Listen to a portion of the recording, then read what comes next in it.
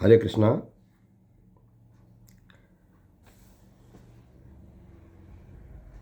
जैसी आपकी सोच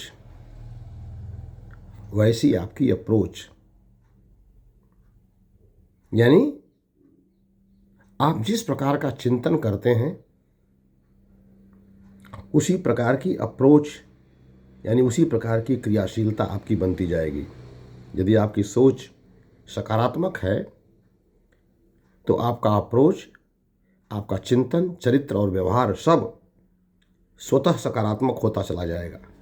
और यदि आपका चिंतन नकारात्मक है तो आप कितना ही विद्वान क्यों न हो, कितना ही आप अच्छे व्यक्तित्व के धनी क्यों न हो, आपकी सोच, आपका क्रिया, आपका व्यवहार उसी तरह से नकारात्मक होती चलेगी। इसीलिए हमारे भारतीय संस्कृति में, सनातन संस्कृति में, हमारे शास्त्रों में, हमारे वेदों में हमारी सोच पर विशेष प्रधानता दी गई है कि हमारी सोच कैसी होनी चाहिए। परिस्थितियाँ कुछ भी हों, प्रतिकूलताएं कितनी ही दुरूह और कितनी ही कठिन और कितनी ही दुस्तर क्यों न हो, हमें हर हालत में अपनी सोच को सकारात्मक बनाए रखना चाहिए, पॉजिटिव बनाए रखना चाहिए, आशावादी बने रहना चाहिए, भगवान पर विश्वास बने रहना चाहिए। यदि हम चाहते हैं कि अंततः हमारा जीवन, हमारा व्यक्तित्व, हमारा कर्तृत्व और हमारी सोच सदैव सकारात्मक बनी रहे, समाज हित में, राष्ट्र हित में बनी रहे, तो हमें अपनी सोच को हर परिस्थिति में सकारात्मक बनाए रखना ही होगा। ये मैं नहीं कह रहा, मैं कोई नई बात नहीं कह रहा, मैं वो बात कह रहा हूँ जो शास्त्रों में, जो हमारी सनातन संस्कृति का मूल आधार है कि जैसी आपकी सोच वैसी आपकी अप्रोच,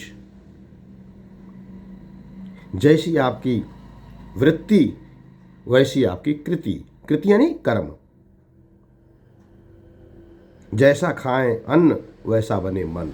ये हमारा शास्त्रीय विधान है, ये हमारे शास्त्रों में, सनातन संस्कृति में वर्णित है। मैं कोई नई बात नहीं कह रहा, आप सभी जानते भी हैं, मगर फ़र्क क्या है, आप जानते हैं, आप इसे मानते नहीं हैं। जिस दिन आप मानना शुरू कर देंगे, जिस दिन इस सोच को अपने जीवन में जीना प्रारंभ कर देंगे, उस दिन आप देखिएगा कि आपके जीवन में कितना एक सकारात्मक बदलाव आता चला जाता है, आपका जीवन कितना सुखमय होने लगता है, आपका जीवन अंधकार से प्रकाश की ओर, तमस से ज्योति की ओर, आपका जीवन मृत्यु से अमरता की ओर, आपका जीवन नकारात्मकता से सकारात्मकता की ओर कैसे चला जाता है, कैसे जाने लगता है, आपको स्वयं आश्चर्य होगा। ये बात प्रयास करके देखिए।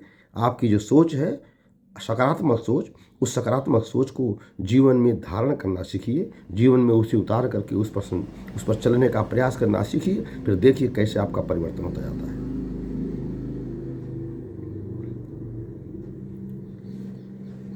सीता जिंदा थी, माता सीता जिंदा थी तो ये राम की ताकत थी।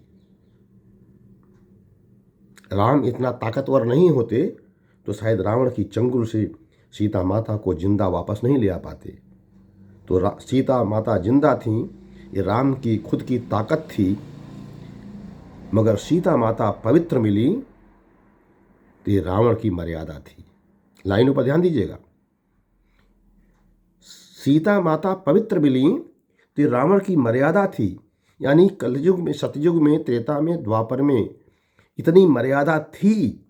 रावण जैसे दुर्दांत राक्षसी वृत्ति के पोषक, राक्षसी संस्कृति के पोषक रावण जैसों में भी मर्यादा थी, वो भी त्रेता जैसे युग में भी,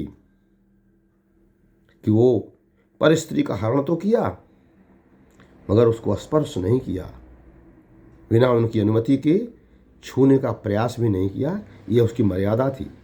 रावण की इस मर्यादा का हमें जरूर प्रशंसा करनी चाहिए। और आज की तारीख में अगर किसी की पर स्त्री का हरण कर लिया जाए या कर ले कोई दुर्दांत आतंकवादी, तो क्या आप समझते हैं कि वो पवित्र मिलेगी, सुरक्षित मिलेगी?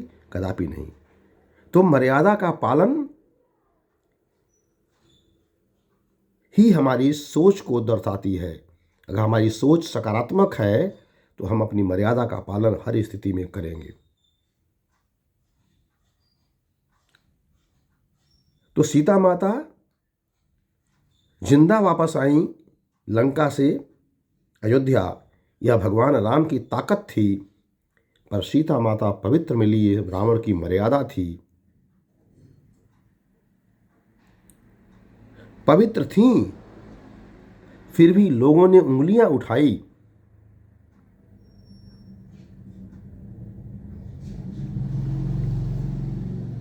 तो ये उस समाज की अपनी सोच थी। इसमें सीता माता का, इसमें राम का, इसमें रावण का कोई दोष नहीं है। माँ सीता के ऊपर भी उनकी पवित्रता के बाद भी अगर समाज ने उंगली उठाई तो इस उस समाज के उन व्यक्तियों की सोच थी, यानी नकारात्मक सोच थी।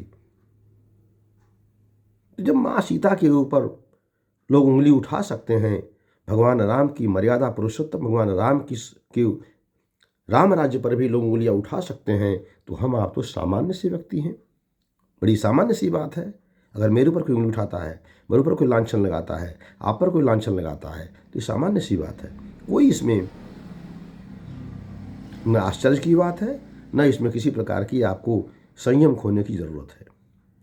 जरूरत किस बात की है? जरूरत है अपनी सोच को हमेशा हर परिस्थिति में सकारात्मक बनाए रखने का, पॉजिटिव बनाए रखने का, धार्मिक बनाए रखने का, आध्यात्मिक अप्रोच रखने का, परमात्मा में, परमेश्वर में, कृष्ण में, भगवान में विश्वास रखने का, इसकी आवश्यकता है। और यदि हम ऐसा करते हैं तो निस्संदेह हमारा जीवन परिवर्तित होता चलेगा। हम नकारात्मक सोच से सकारात्मक सोच की तरफ चलते चलेंगे। हमारा जीवन रावण राज्य से रावणत्व की ओर से रामत्व की ओर चलने लगेगा। हमारा जीवन अंधकार से प्रकाश की ओर, अज्ञान से ज्ञान की ओर, तमस से ज्योति की ओर, और अंततः जगत से जगदीश की ओर हमारी यात्रा बड़ी सुगम हो जाएगी। आज की बात में बस इतना ही। हमारे वीडियो का जो निष्कर्ष है, आज है एक लाइन में जो निष्कर्ष है कि हमने क्यों इस वीडियो को बनाया, उसका निष्कर्ष यही है कि हमें अपनी सोच को हमेशा हर परिस्थिति में समाज हित में, राष्ट्र हित में, देश हित में,